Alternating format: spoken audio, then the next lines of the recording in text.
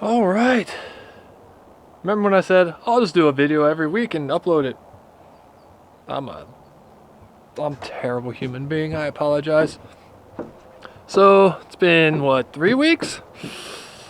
But I don't know if you can see. We're gonna walk through the fields. Got a lot of the fence. I've got actually all the corner posts up. Ooh, let me walk backwards. That's better. Oh, look, I'm so pretty. So we got all the corner posts up.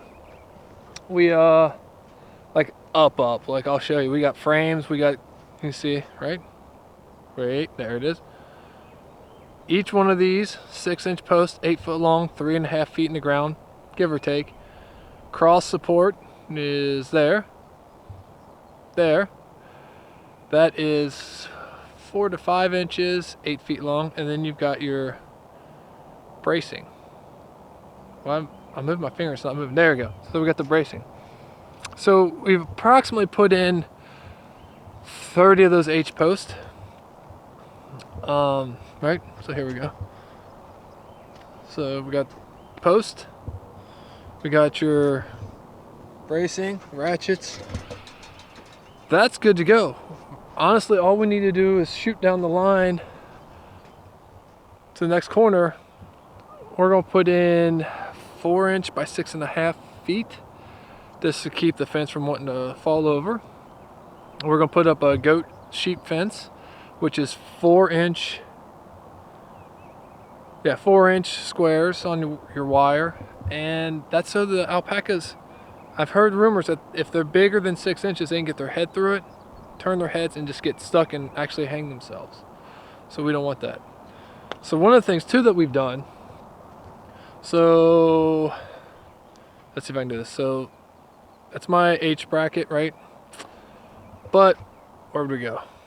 There it is. So H bracket.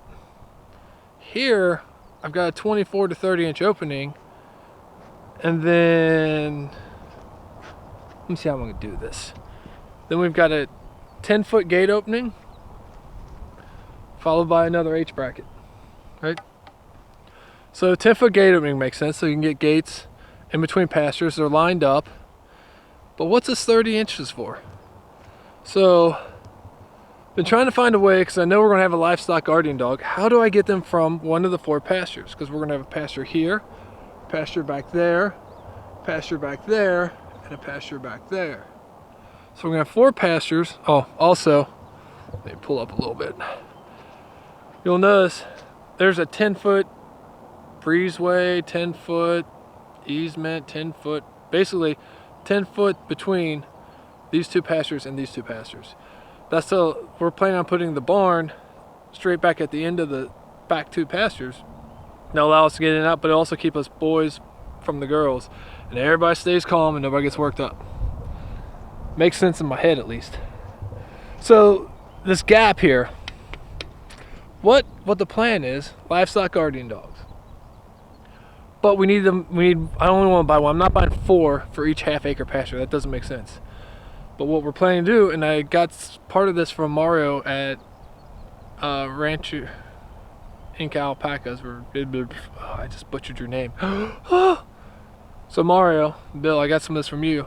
What we're gonna do is we're gonna put a board about 24 inches up off the ground, and then put the wire up the rest of the way. But where the board goes, we're going to hang some plastic chains. So the theory is the dog can zip through those. The alpaca, I don't believe they can crawl under. Correct me if I'm wrong, somebody let me know. But I think if I make it 24 inches, the alpacas won't go under. But the dogs will be able to zip in and out. Plus there'll be plastic chains to actually simulate a barrier. And I know alpacas really don't challenge barriers that much, but they do.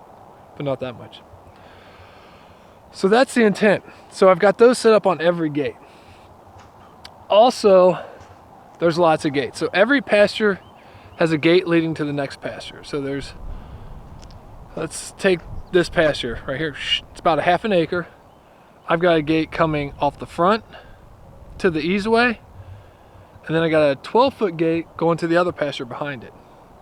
Theory is we can just rotate between these 2 half-acre pastures for a while, eventually add on to another pasture, maybe do a full 1 acre behind that, and that way we've got plenty of rotation for grazing. Grass. I know it looks sandy, but we're actually starting to see some grass pop up. The other problem is we're actually starting to see a lot of weeds. All the big stuff's weeds, right? So we've got what's called pigweed, which I'm not that worried about because it's not that big. But we do have something called dog fennel weed, which gets about 3 foot, is overgrown, has a root ball bigger than my fist. And there's just too much for me to pull by hand. So I was talking to my neighbor. He knew some agricultural guys, and they suggested Cimarron. So I looked it up. Cimarron's good for grazing fields. Don't know if it'll affect the crabgrass. That's what I'm worried about. So I'm going to call the state extension and find out.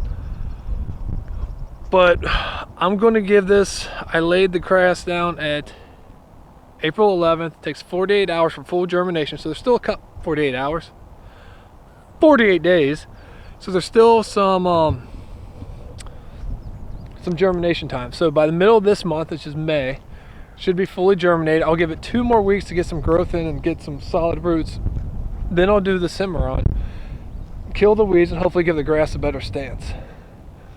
But gotta double check. So if you guys know anything about Cimarron or anything that's better, let me know.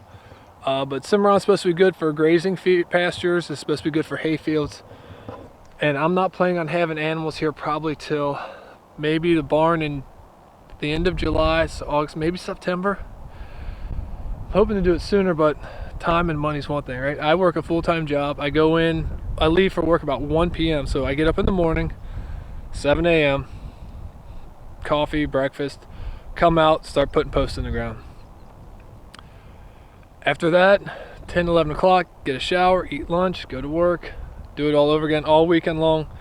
If it's not raining, I drive. I just go crazy and just put in posts, right? So all this stuff has been done by my wife and myself, 2 people. If you got a dream, man, you got to work to make it happen. But you also feel better. Like, I can look out here and I'm happy with what I see, right? I see progress. I see it coming together.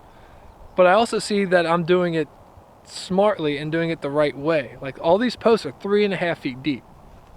I probably could have got by with less, but I don't want to have to fix it. Don't ask me how many times I've redug a post that was out of line by 6 inches. Could it have been left? Sure. Would I want it left? No. So that's where we're at right now. Yeah, I'll give another update. Hopefully this weekend we're going to try to stain the front porch and put up a fire pit. Give you an update Sunday, see how that goes on. But right now we're just honestly waiting on grass to grow and killing some weeds and doing little things here and there. I don't want to put too many posts in, because if I go to spray the weeds, I'm going to need to get around all those, and the less that's in my way, the better. And honestly, after digging these, doing a straight line with ones that are going 2 feet deep, not really worried about it. We got a nice little auger off of eBay. It zips right through it, and I actually prefer it better than the one on the tractor because it's easier for me to maneuver, right? I can get in, I can get out. Tractor, you gotta line it up, make sure it's straight, take it down, line it up, and it gets to be kind of cumbersome, especially in these tighter corners. So we'll see. Give you guys an update later. Thanks for listening to me. I've been rambling. It's what, 10 minutes, something like that. Enjoy your day. I'm enjoying mine. Till I see you again. Bye.